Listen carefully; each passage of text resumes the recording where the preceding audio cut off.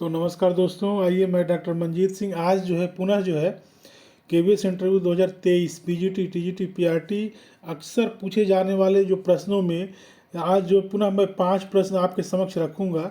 ठीक है ना। ये सबसे बड़ी बात है कि कल के प्रश्नों पर आप देख चुके होंगे, तो मैं यही प्रयास करूंगा कि इन प्रश्नों का जो सटीक उत्तर है आपके समक्ष मैं रखूंगा। हमारे बारे में अगर जानना चाहें तो आप जान सकते हैं। तो मैं डॉक्टर मंजीत सिंह। हाँ, एक बात है कि मैं आगे बढ़ने के पहले मैं अनुरोध करूंगा, यदि हमारे चैनल पर आप नए हैं तो मेरे चैनल को लाइक और सब्सक्राइब करके ज़रूरतमंद जो लोग हैं, जो ईमानदार हैं, उनको ज़रूर पहुंचाएं, सब्सक्राइब ज़रूर करें। चलिए आज बढ़ते हैं। हम पुनः कल वाले में ही आगे बात करेंगे कि बहुत कम समय में 5 प्रश्नों के उत्तर इंटरव्यू पर विशेष परिधान की बात तो हम कर चुके हैं। बेहतरीन प्रश्न और बेहतरीन उत्तर ये इस कड़ी में है और यही यथार्थ है, ये जान लीजिए तीनों के लिए। ये चूँकि आज कविता में जैसे मान लीजिए अंग्रेज़ी में हो, चाहे अगर आप साइंस के हैं तो साइंस के लिए आप इस तरीके से ही आप तैयार करेंगे। और इसी ट्रेंड पे देखिए एक कॉमन प्रश्न आपके सामने, पहला प्रश्न ही हम रख रहे हैं कॉमन प्रश्न। आप सोच सकते हैं, अपने हिसाब से भी आप सोच सकते हैं कि यदि आपको, ये हम चर्चा कर चुके हैं कि नॉर्थ ईस्ट, उत्तर पूर्व, अंडमान या सुदूर भेजा जाए तो बतौर भाषा शिक्षक कैसे अध्यापन करेंगे या करेंगी। यह कॉमन प्रश्न है, चाहे वो केवी की बात हो, चाहे नवोदय की बात हो। और आप किसी भी विषय को, जैसे मान लीजिए कि अगर साइंस के तो विज्ञान तो मान लीजिए है ही, हर विषय के लिए कॉमन प्रश्न है। तो इसका उत्तर आप सीधे से यह देंगे कि सर यह हमारे लिए स्वर्णिम अवसर रहेगा, क्योंकि बतौर भाषा शिक्षक मैं समृद्ध सांस्कृतिक विरासत के अनुरूप भावी पीढ़ी का मार्गदर्शन करूंगा। वर्तमान समय में संचार की बढ़ती लोकप्रियता ने न केवल भारत अपितु विश्व को एक सूत्र में पिरो दिया है। इस कारण मैं उत्तर प्रदेश में रहूं, मध्य प्रदेश में रहूं, अंडमान में रहूं, लक्षद्वीप में रहूं, हमारे लिए हर जगह के छात्र एक समान है। मैं समर्पण भाव से अध्यापन करूंगा। ये कॉमन उत्तर आप बहुत बेहतरीन उत्तर दे सकते हैं। चलिए अगले प्रश्न की ओर बढ़ते हैं।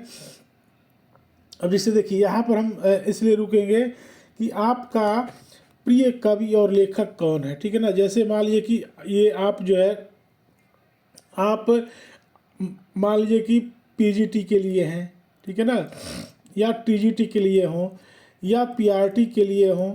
आप मान लीजिए हिंदी वाले हैं, हिंदी के हैं, या फिर मान लीजिए इंग्लिश के हैं, या फिर मान लीजिए साइंस, किसी भी विषय को, तो आप कवि, लेखक, इतिहासकार, साहित्यकार, या फिर आप किसी मान लीजिए विज्ञान से रिलेटेड है तो आप किसी वैज्ञानिक का, इस तरीके से यह कॉमन प्रश्न है।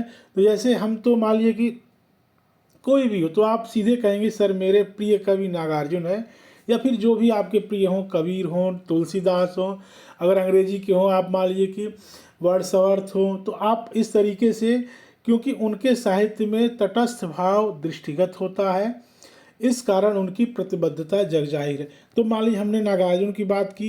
एक चीज़ आप याद रखिएगा, आप उन्हीं कवि या लेखक को याद कर रखना है जो आपके विषय में स्पेशल रहे हों, पहली बात, क्योंकि इससे जुड़े अगला प्रश्न आना है, श्योर आना है।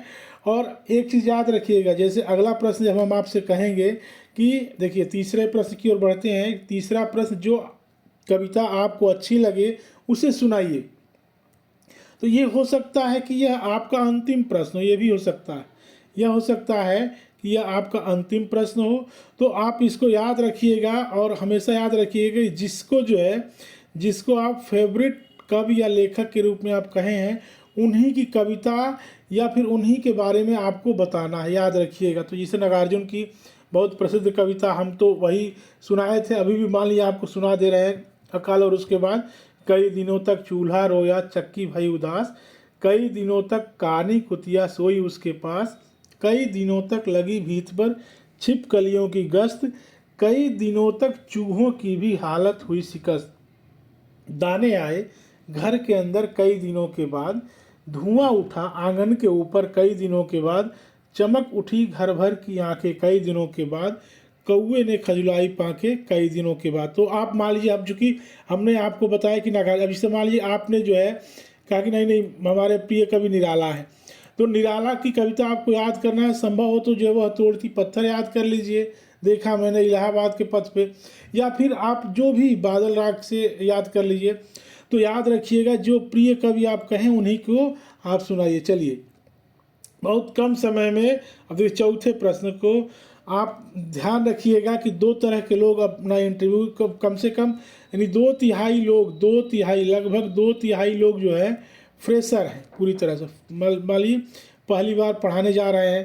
तो ये प्रश्न रहता है कि क्या आप कहीं पढ़ाते, चूँकि आप अपने बायोडाटा पर हम वीडियो चर्चा करेंगे बहुत जल्द, बायोडाटा पर जो है आप लिखे हैं कि क्या पढ़ाते हैं, या फिर कई लोग कहते हैं कि कई गैप हैं उसमें, ठीक है ना, गैप है।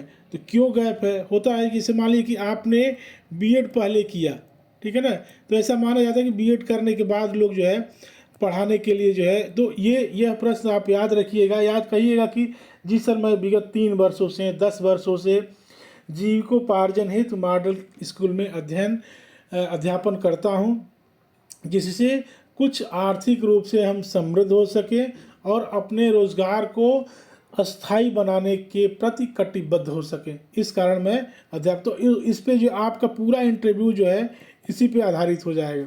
चलिए आगे बढ़ते हैं।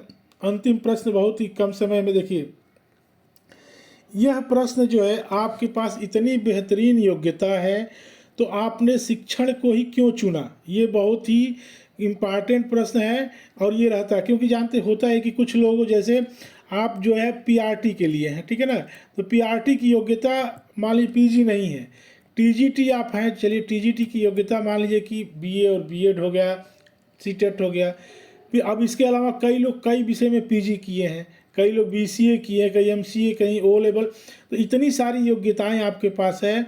कई लोग बीटेक और सीएस में करके जा रहे हैं, तो आप इस प्रश्न को तैयार कर लीजिएगा।